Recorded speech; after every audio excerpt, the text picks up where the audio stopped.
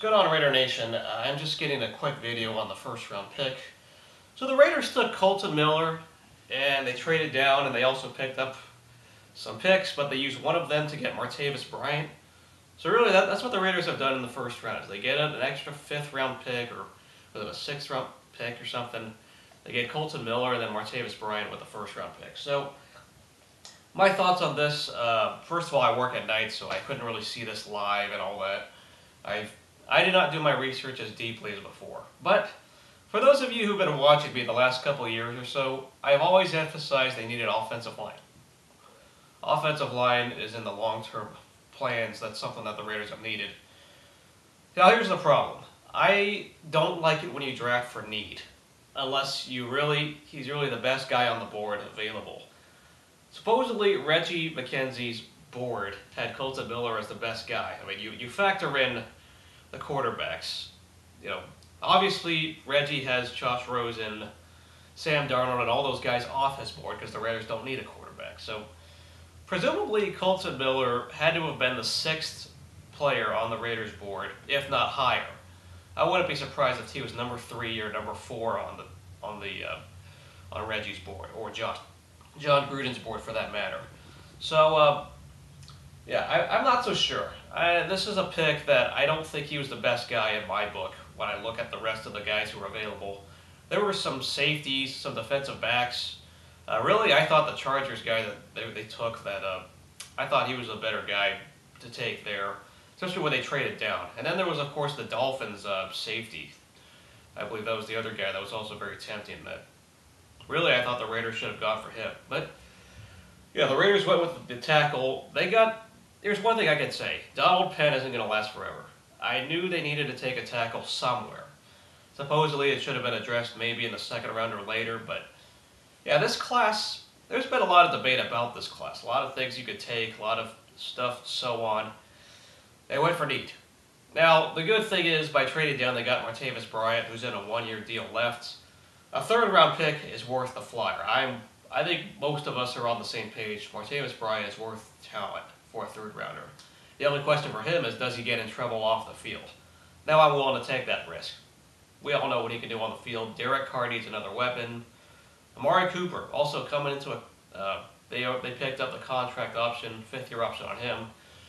So that's good. They need a lot of options. They need more than just one guy. I mean, Seth Roberts can't be the main. They targeted him way too much. They needed another complement, some speed, so that's good to see. When I read Kolton Miller, he looks like a combine guy. This looks like someone Al Davis would be drafting, besides Martavis Bryant, who's fast. So I just kind of questionable. What exactly do they see in this pick compared to some of the other guys available? Because in my book, he wasn't the best guy available. But we always know Reggie's board is a little different. This is why you don't put too much obsession with the board that's shown on what the Raiders have.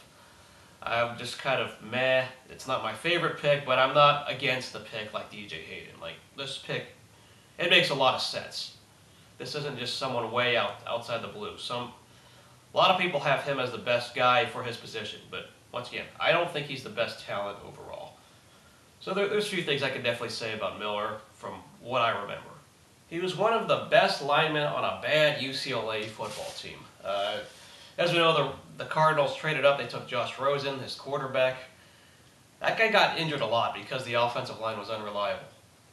Now, he was the best lineman once again. I don't think it was all his fault as the tackle, but Kolton Miller could be getting some of the blame. A lot of the tape is limited on this. And really, I have bad memories of the offensive line being terrible. But Reggie's going off the potential. It's not always what you did productively or not in college. It's about your potential, what maybe they've seen on game tape, what you can do.